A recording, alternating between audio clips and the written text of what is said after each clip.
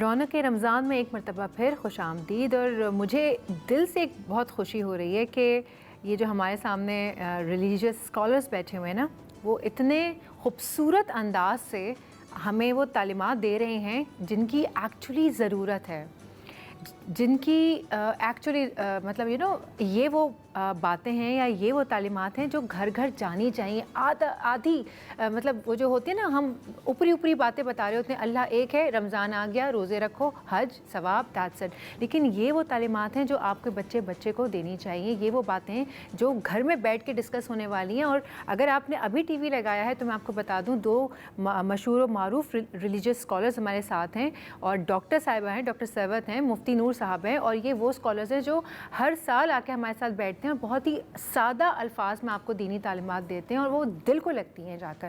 ہم لوگ بات کر رہے تھے سحری کے حوالے سے، اب تھوڑی سی افطار کے اس پر بھی، فضیلت پہ بھی بات کر میں ایک بات کی وضاحت کرتی چلوں کہ اگر بہت سارے افراد ایسے ہیں جو کہ سحری نہیں کرتے ہیں یا نہیں کر سکتے ہیں، یا آنکھ کھلی تو اذان ہو رہی تھی، تو کیا ان کا روزہ نہیں ہوگا؟ نہیں، ان کا بھی روزہ ہو جائے گا، اور بغیر سحری کے بھی ان کا روزہ ہو جائے گا۔ تو ہم کو اس بات کا بھی خیال رکھنا چاہیے۔ جی، مطلب پریشان ہونے کی بات نہیں ہے، اگر سحری نکل گئی، آنکھ بعد میں کھلی ہے، تو آپ سحری کی دعا پڑھ کے روزہ رکھ سکتے ہیں۔ ہاں، روزہ رکھ سکتے ہیں۔ اچھا، یہاں ایک جملہ اور بھی ایڈ کر دوں میں۔ مسجد میں تھا، سوال نوجوان میں سے کیا، نوجوان لڑکا تھا، مطلب کتنی دیر تک کھا سکتے ہیں؟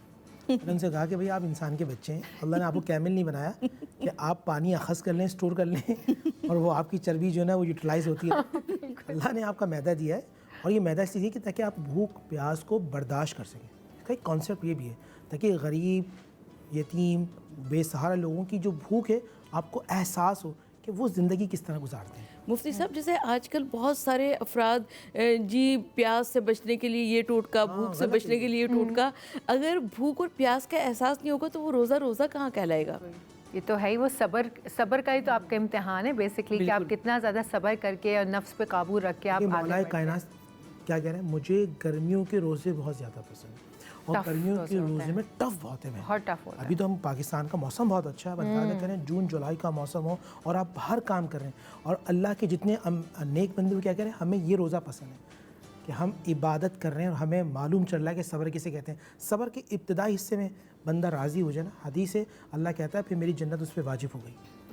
اتنی خوبصورت بات ہے، لیکن وہی آپ کی والی بات کہوں گی کہ ہم جو روزہ رکھنے سے پہلے ہی الائچی کھا لو، دہی کھا لو، پیاس کی شدت محسوس نہ ہو تو یہ نہ ہو تو یوں نہ ہو، بھائی مجھے تو لگتا ہے کہ آپ کو وہ سب چیزیں فیل کرنی چاہیے۔ بالکل، بھوک اور پیاس کا نام ہی روزہ ہے نا۔ بالکل، ایک تو اس کے 2 ہیں، اب مجھے آپ کریکٹ کیجیے گا کہ میں غلط ہوں۔ ایک تو یہ کہ آپ وہ اللہ کے لیے کر رہے ہیں، دوسرا یہ کہ آپ کو دوسرے لوگوں کا بھی احساس ہوتا ہے کہ وہ لوگ جو سارا سال نہیں کھا پاتے ہیں، جن کے پاس 2 وقت کا کھانا نصیب نہیں ہوتا جن کو، تو وہ کیسا محسوس کرتے ہیں جب وہ خالی پیٹ ہوتے ہیں۔ مجھے لگتا ہے یہ صرف ہمارے لیے روزہ نہیں ہے، وہ احساس کل کائنات کے لیے اللہ تعالیٰ نے رکھا ہے۔ ایسے ہی وہ صاحب نا، بالکل اس طرح سے اگر ہم اس چیز کو آگے لے کر بڑھیں کہ جیسے میں نے کل بھی کہا تھا کہ بھئی آپ افطار بناتے ہیں تو ایک ٹرے نکال کے اپنے گارڈ کو، آگے جو جانے والے لوگ ہیں آپ ان کو دے دیں۔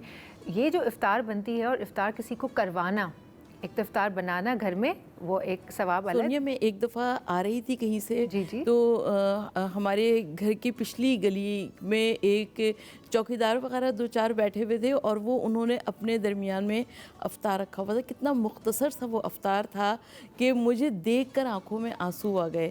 تو اگر اور اتنے بڑے بڑے وہاں پہ بنگلے تھے، اگر ایک ایک گھر سے ایک ایک پلیٹ بھی آ جائے تو بالکل، تو ان غریبوں کا بھی بالکل ایسے ہی۔ یہی میں بار بار کہہ رہی ہوں کہ آپ کے گھر میں کوئی کھانا ہی بنا ہو نا، افطار نہ بھی بنائے، کوئی لوگ ہوتے ہیں کھانا بنا لیتے ہیں، ڈائریکٹ آپ کھانا کھا لیتے ہیں، دال چاول ہی کیوں نہ بنے ہو، آلو قیمہ ہی کیوں نہ بنا ہو، 2 روٹی 3 روٹی کے ساتھ آپ نکل کے تو دیکھیں، جس کی قسمت میں وہ رزق لکھا ہوگا نا، وہ آپ کے سامنے خود چلتا ہوا نظر آ جائے گا۔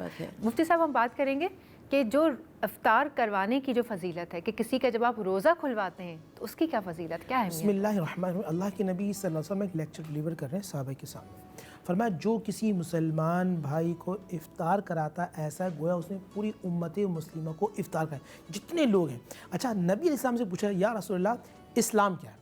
آپ فرماتے ہیں بھوکوں کو کھانا کھلانا اسلام ہے، یعنی کہ جو بھوکا ہے اور آپ اسے کھانا کھلاتے ہیں۔ کچھ کام ایسے ہوتے ہیں، مثال کے طور پہ میں چاہتا ہوں اللہ تعالیٰ میرے گناہوں کو معاف فرمائے، میں چاہتا ہوں میری زندگی میں برکت ہو، میں چاہتا ہوں میرے بچے بیمار نہ ہوں، میں چاہتا ہوں اللہ تعالیٰ میرے لیے آسانیاں پیدا فرمائے. تو آپ اللہ کے بندوں کے لیے آسانیاں پیدا کرنا شروع کر دیں گے, اللہ آپ کے لیے آسانی پیدا کریں گے. بے شک. آپ یہ چاہتے ہیں آپ کے رزق میں برکت ہو, تو آپ اللہ کی مخلوق کو کھلانا شروع کر دیں. آپ جتنا اللہ کی مخلوق کو کھلاتے رہیں گے. میرے والد صاحب رحمۃ اللہ علیہ ایک مثال دیتے تھے کہ بنی اسرائیل میں ایک شخص تھا, وہ موسیٰ علیہ السلام جا رہے ہیں, اس نے کہا کہ اے موسیٰ آپ اپنے رب سے کہیں کہ مجھے ایک ہی مرتبہ کھانا دے دیں, ایک ہی مرتبہ دے دیں. موسیٰ علیہ السلام کے عرصے کے بعد گزرے تو دیکھا وہ لنگر چل رہا ہے, لوگ کھانا کھا رہے ہیں. پھر اللہ کے پاس گئے کہ پروردگار تو اس بندے نے کہا تھا ایک مرتبہ دے دے, تو نے سارا رزق اسے ایک مرتبہ دے دیا. اللہ نے اب دیکھیں جواب کیا دیا, فرمایا موسیٰ پہلے میں نے اس کے رزق دیا تھا, اب جو کھانے والے آ رہے ہیں میں ان کا رزق اس بندے کو دے رہا ہوں. یعنی آپ کسی بندے کو کھانا کھلا رہے ہیں تو اس کا نصیب بھی اللہ تعالیٰ آپ کے مال میں انکلوڈ کر رہا ہے. آپ کے مال میں اللہ برکت عطا فرماتے جا رہا ہے. اللہ آپ کی پریشانی آزمائش کو دور کرتا چلا جا رہا ہے, اور آپ کے مال میں اللہ اتنی برکت عطا فرمائے گا کہ آپ کا تصور نہیں ہوگا. یہ تو روحانی معاملات ہیں. کل قیامت کے دن اللہ کیا پروٹوکول دے گا یہ آپ جانیں گے اور اللہ جانیں گے. یہ تو اللہ اور بندے کے پھر معاملات ہیں, نیتوں کے معاملات ہیں, اللہ جانے اور بندے جانے. اب بریک کا وقت ہو گیا ہے, بریک لیتے ہیں اور بریک کے بعد حاضر ہوتے ہیں.